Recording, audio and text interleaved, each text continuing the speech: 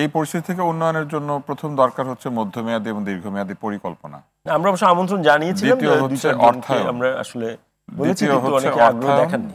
আমরা অর্থায়নের ক্ষেত্রে আমরা লক্ষ্য করেছি যে আমাদের ব্যাংক বা অন্যান্য প্রতিষ্ঠানগুলো এই ধরনের ক্ষুদ্র শিল্পকে, যদিও অনেক প্রকল্প রয়েছে, এসএমই লোন দেওয়ার কথা রয়েছে, নানান ধরনের বিষয়াবলী রয়েছে, কিন্তু কার্যক্ষেত্রে তারা এই ধরনের ক্ষুদ্র প্রতিষ্ঠানগুলিকে যে ধরনের কোল্যাটারাল চেয়ে বসে বা যে ধরনের মর্টগেজ অ্যামাউন্ট বলে বা যে ধরনের সুবিধাদি দিয়ে থাকে তার চেয়ে বাজার থেকে ঋণ নেওয়া অনেক সহজ হয়ে যায় ব্যাংক থেকে ঋণ নেওয়ার পরিবর্তে।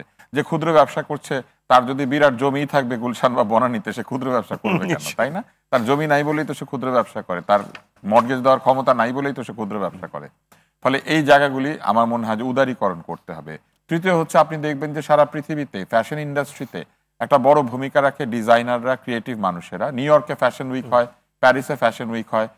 শীত আসার আগেই আমরা জানি যে আগামীতে ইউরোপের লোকজন কি ধরনের পোশাক পরতে যাচ্ছে, এবং অর্ডারগুলি যে আমাদের দেশে আসে, বিদেশি অর্ডারগুলি, এগুলা কিন্তু আগামী বছরের অর্ডার এখন আসে, আগামী শীতের অর্ডার এখন করছেন তারা।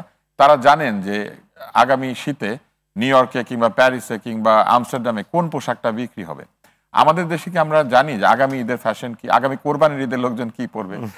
আপনি দেখবেন যে আমাদের এভাবে বলা উচিত না। আপনি দেখবেন যে এত বছর ধরে আমরা গরু কোরবানি দিই, গরুর মালার ডিজাইন পর্যন্ত বদল হয় না, একই ডিজাইন আমরা গরুর মালা বানাই। তো এই জায়গাতে আমার মনে হয় ক্রিয়েটিভ ইম্পেটাস দেওয়ার জন্য আমাদের অনেক একটা বড় চেষ্টা থাকা উচিত। ক্ষুদ্র ক্ষুদ্র ব্যবসায়ীরা যে জায়গাতে ইনভেস্ট করতে পারেন না, তারা রিসার্চ অ্যান্ড ডেভেলপমেন্টে ইনভেস্ট করতে পারেন না। যদি এমন হতো যে ডিজাইনারদের একটা প্রতিষ্ঠান আছে যারা এই পোশাকের ডিজাইন বিক্রি করে, শুধু আর কিছু করে না, 100 বা 200 জন ডিজাইনার আছেন যারা স্বল্প মূল্যে ডিজাইনগুলি দিচ্ছেন লোকজনকে, সেই ডিজাইনের উপর কাপড় তৈরি হচ্ছে।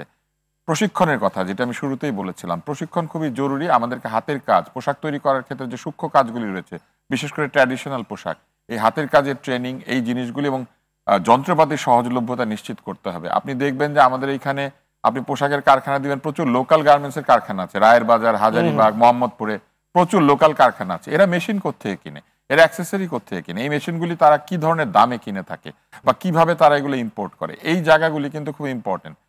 আপনার 10টা মেশিনের একটা ফ্যাক্টরি, সেইটার যখন কোনো অসুবিধা হয় সেইটার মেইনটেনেন্সের জন্য সে তো একটা টেকনিশিয়ান রাখতে পারে না। গার্মেন্টসে কিন্তু আমরা টেকনিশিয়ান রাখি, আমরা সেটাকে ঠিক করতে পারি। ফলে এই যে মেরামত, যে একটা ব্যাকগ্রাউন্ড সাপোর্টের জন্য যে ইন্ডাস্ট্রি, বা আপনি দেখবেন যে এই জিনিসগুলো নাই। সমস্ত সেলাই মেশিন কোথায় রিপেয়ার হয় জানেন? জেনেভা ক্যাম্পে, এই মোহাম্মদপুরের ক্যাম্পে, সেখানে সেলাই মেশিন রিপেয়ার করার লোকজন আছে, তারা সেটা রিপেয়ার করে। ঢাকা শহরের সেলাই মেশিন কোথায় কোথায় রিপেয়ার আপনি জানতে পারবেন না। উর্দু রোডের ঢালে এক ধরনের কাপড় বিক্রি হয়, যে কাপড়গুলি আসলে বিদেশি লেবেল লাগানো থাকে, কিন্তু এই শার্টগুলি বহু বছর ধরে বিক্রি হচ্ছে, এগুলো কিন্তু লোকাল প্রোডাক্ট। তো এরকম অনেক জায়গা আছে যেখানে আমরা ইনভেস্ট করতে পারতাম। আমার মনে হয় যে সরকারের কাছে, আমাদের যত সরকার এসেছে, দাবি জানাতে গেলে তারা দাবি অনুযায়ী কিছু সাপ্লাই দেন, তাদের প্রোঅ্যাক্টিভ কোনো প্রক্রিয়া আমরা দেখি নাই। সরকারকে প্রোঅ্যাক্টিভ হয়ে চিন্তা করতে হবে যে আমি কোথায় কোথায় প্রণোদনা দিলে পরে আমার দেশের বিনিয়োগ বাড়বে, কর্মসংস্থান বাড়বে, রপ্তানি বাড়বে, আমদানি কমবে, এবং এক ধরনের এই WTO বলেন, গ্যাট বলেন, এইসবের ভেতরে যে আমরা প্রবেশ করছি সেখানে আমরা ম্যাক্সিমাম বেনিফিট কিভাবে নিতে পারবো। এটা কিন্তু খুব সহজ ব্যাপার না, এটা একটা কম্প্রিহেন্সিভ এফর্ট, একটা লম্বা আসলে এর জন্য আসলে পরিকল্পনা।